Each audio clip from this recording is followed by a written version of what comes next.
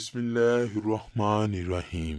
رسول اللہ صلی اللہ علیہ وآلہ وسلم کے شام سے واپس آنے کے بعد حضرت خدیجہ مکمل طور پر شادی کے لیے رضامند تھیں، لیکن مسئلہ یہ تھا کہ کیسے حضور اکرم تک پیغام نکاح پہنچایا جائے، کیونکہ عرب کے رواج کے مطابق پیغام نکاح مرد دیتے تھے نہ کہ عورتیں۔ آخرکار جناب خدیجہ نے اپنی سہیلی نفیسہ بنت منیہ کو اپنے گھر بلایا اور اس سے درخواست کی کہ حضرت محمد کی خدمت میں جا کر حضرت سے رشتہ ازدواج قائم کرنے کے ان کے ارادے کو بیان کرنے کی ضمن میں جس طرح بھی ممکن ہو سکے حضرت کے نظریے کو حاصل کرے۔ نفیسہ نے حضرت محمد صلی اللہ علیہ وآلہ وسلم سے اس وقت ملاقات کی جب آپ کعبے کا طواف بجا لانے کے بعد لوٹ رہے تھے۔ نفیسہ نے حال و احوال پوچھنے کے بعد آپ سے سوال کیا، اے محمد، آپ شادی کیوں نہیں کرتے؟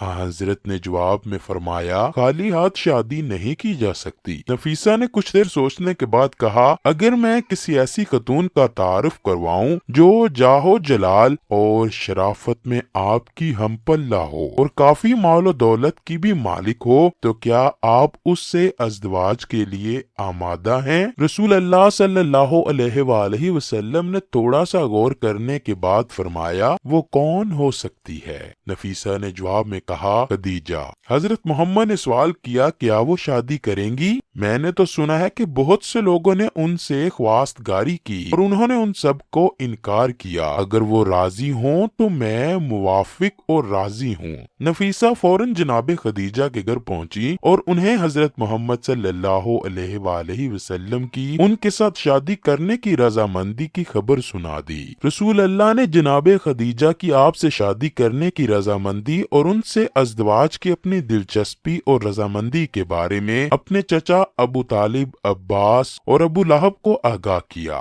ابو لہب نے کہا، میرے بھتیجے، ہمیں عربوں میں بدنام نہ کرنا، تم خدیجہ کے لائق نہیں ہو۔ حضرت کے چچا عباس اپنی جگہ سے اٹھ کر کھڑے ہوئے اور ابو لہب سے تیز لہجے میں مخاطب ہو کر کہا، تم ایک پست آدمی ہو۔ خدیجہ میرے اس بھتیجے کے بارے میں کون سا اعتراض کر سکتی ہے؟ محمد دلربا جمال و کمال کے مالک ہیں۔ خدیجہ کیسے اپنے آپ کو ان سے برتر ثابت کر سکتی ہیں؟ کیا مال یا کمال کی وجہ سے؟ کعبہ کے خدا کی قسم، خدیجہ جتنا بھی محمد سے مہر چاہے میں گھوڑے پر سوار ہو کر بیابانوں میں گھوم کر اور بادشاہوں کے محلوں میں جا کر اسے مہیا کر دوں گا۔ جناب ابو طالب اپنے بھائیوں سے صلاح و مشورہ کرنے کے بعد اس نتیجے پر پہنچے کہ سب سے پہلے ضروری ہے کہ جناب خدیجہ کا نظریہ اور ان کی طرف سے ممکنہ شرائط معلوم کیے جائیں اور اس کے بعد کوئی فیصلہ کیا جائے۔ اس کے بعد انہوں نے پیغمبر اکرم صلی اللہ علیہ وآلہ وسلم کی پھوپھی صفیہ کو خدیجہ کے پاس بھیجا تاکہ بلا واسطہ ان سے گفتگو کر کے اس سلسلہ میں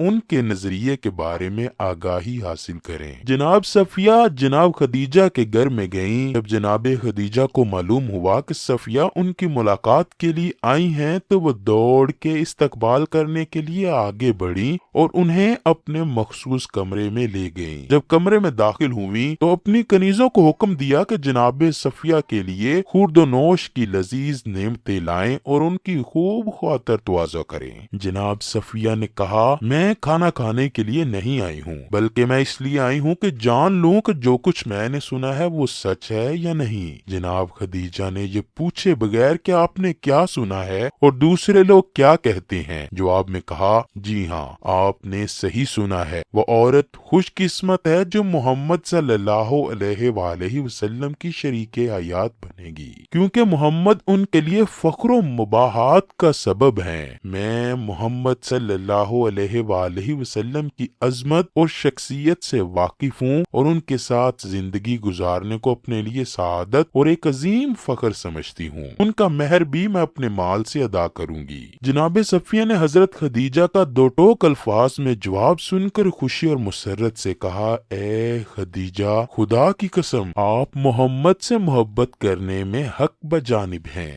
ابھی تک کسی آنکھ نے آپ کے محبوب کے مانند کسی نور کو نہیں دیکھا ہے اور کسی کان نے ان کے کلام سے شیریں تر کلام نہیں سنا۔ اس کے بعد جناب صفیہ نے حضرت خدیجہ سے رخصت لی اور مسرت و شادمانی کی حالت میں جناب ابو طالب کے گھر کی طرف لوٹی، جہاں پر بنی ہاشم کے بزرگ افراد ان کا انتظار کر رہے تھے۔ جناب ابو طالب کے گھر میں داخل ہونے کے بعد حضرت صفیہ نے بنی ہاشم کے بزرگوں کے سامنے حضرت محمد کے تائیں جناب خدیجہ کے ناقابل توصیف محبت و احترام کو بیان کیا۔ ابو لہب کے علاوہ بنی ہاشم کے تمام افراد یہ خبر سن کر خوش ہوئے، کیونکہ ابو لہب ہمیشہ حضرت محمد سے حسد رکھتا تھا۔ اس کے بعد حضرت کے چچا اور بنی ہاشم کے بزرگوں نے باضابطہ طور پر جناب خدیجہ کے پاس خواستگاری کے لیے جانے کا فیصلہ کیا۔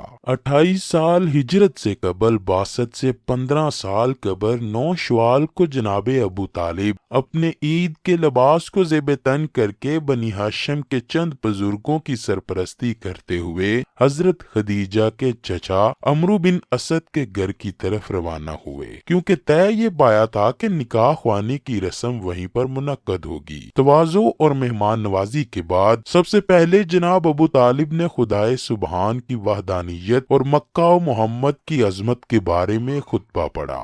خطبہ پڑھنے کے بعد مہر کے بارے میں گفتگو ہوئی۔ حضرت خدیجہ کے مہر کے بارے میں مختلف اقوال نقل کیے گئے ہیں۔ حضرت ابن عباس نے خدیجہ کا مہر 12 اوقیہ ذکر کیا ہے، جبکہ ابن حشام نے 20 بکرا کا ذکر کیا گیا ہے۔ مہر دینے کا وقت آیا تو حضرت خدیجہ کھڑی ہوئی اور اپنے چچا عمرو سے فرمانے لگیں، ممکن ہے دوسرے مسائل میں آپ اختیار رکھتے ہوں، لیکن یہاں پر خود مجھے اختیار ہے۔ اس کے بعد کہا، اے محمد، میں نے اپنے آپ کو آپ کی بیوی قرار دیا اور مہر بھی میں نے اپنے ہی ذمہ لے لیا۔ جناب ابو طالب نے ہزار سے مخاطب ہو کر کہا، گواہ رہنا کہ خدیجہ نے محمد کو اپنے شوہر کے عنوان سے قبول کیا اور مہر بھی اپنے ذمہ لے لیا۔ ابو جہل کھڑا ہوا اور غضبناک ہو کر حاضرین سے مخاطب ہو کر بولا، تعجب کی بات ہے کہ عورتیں مردوں کے مہر کو اپنے ذمہ لیتی ہیں۔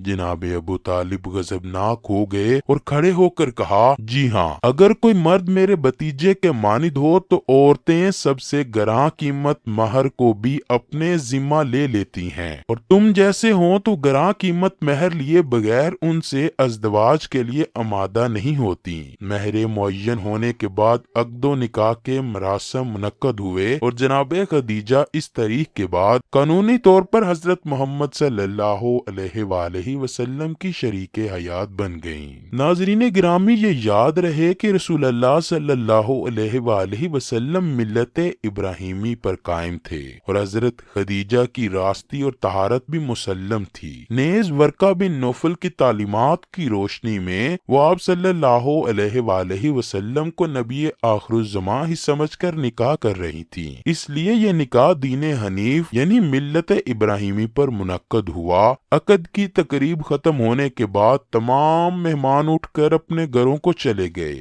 رسول اللہ بھی اپنے چچا ابو طالب کے ساتھ گھر جانے کے لیے کھڑے ہوئے۔ جناب خدیجہ چونکہ جانتی تھی کہ حضرت محمد کا اپنا کوئی گھر نہیں ہے، اس لیے حضرت کی طرف مخاطب ہو کر کہا، اپنے گھر کی طرف آئیے کہ میرا گھر آپ کا ہی گھر ہے اور میں بھی آپ کی کنیز ہوں۔ اس کے بعد حضرت سے مخاطب ہو کر کہا، اے محمد صلی اللہ علیہ وآلہ وسلم، اپنے چچا ابو طالب سے کہہ دیجئے کہ 10 اونٹ حلال کریں اور لوگوں کو دعوت کر کے کھانا کھلائیں۔ جناب ابو طالب نے 10 اونٹ نہر کیے اور مکہ کے لوگوں کو کھانا کھلایا۔ اس طرح اس ولیمہ کے ذریعے حضرت محمد صلی اللہ علیہ وآلہ وسلم کے عقد و شادی کی تقریب اختتام کو پہنچی۔